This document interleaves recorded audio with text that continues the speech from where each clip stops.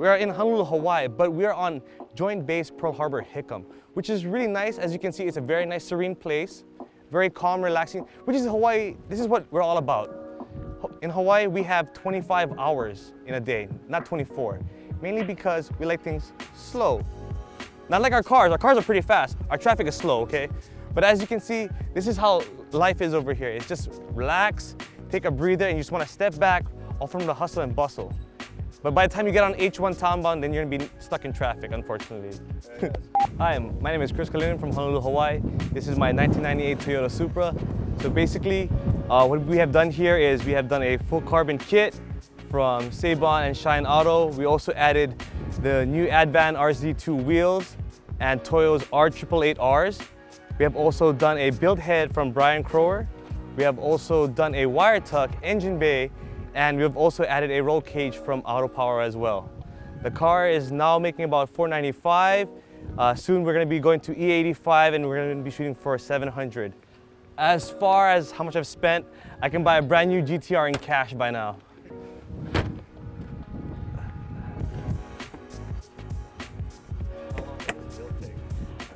As far as the build, we went through many different stages. I've had the car for a total of 6 years, and I went through about 4 stages.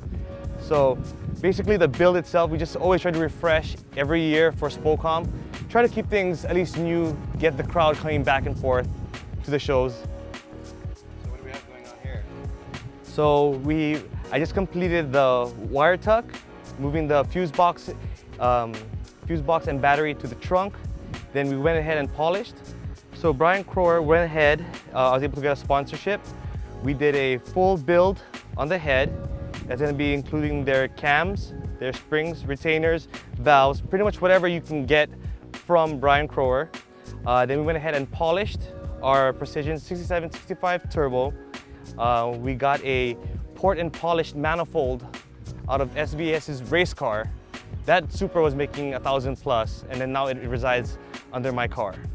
Then Mishimoto, we went ahead and installed their fan shroud kit, the radiator kit, coolant, and their external fans as well for the transmission. $495 on pump. $495 on pump. Yeah. On E85, we're going to be projecting to make at least 700.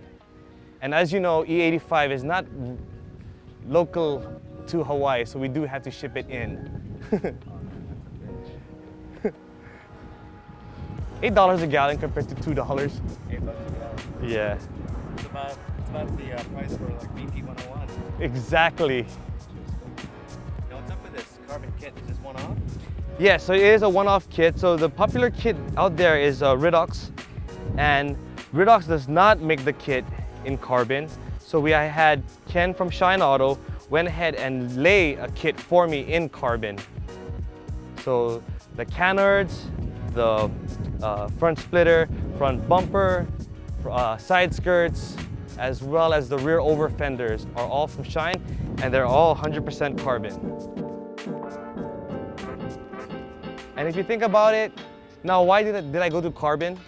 Now, everybody sees a red Supra and it's like, okay, we know it's a Supra already, but now how do you personalize it to stand out even more? At first, I loved the red. Then I said, okay, you know what?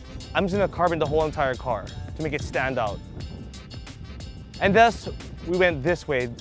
But after you carbon a whole entire car, you have to think about rigidity, stiffness. How will it affect your driving ability? The car started to become loose.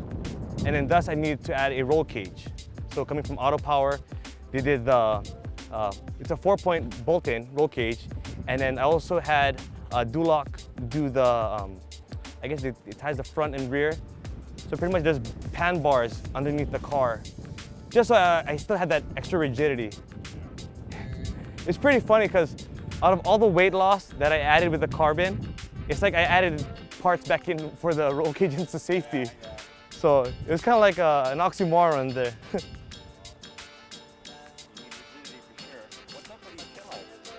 So the taillights are from Car Shop Glow. They are one-off from Japan.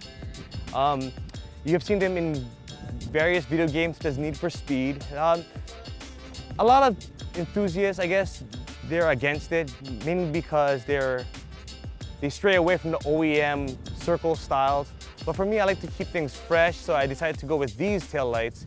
It kind of makes a C pattern, and of course you can do dancing strobes and whatnot. Things you don't really need in a car, but it makes you look good. And of course, they're the only ones that have matching front and rear lights. So your turn signals as well as your rear signals.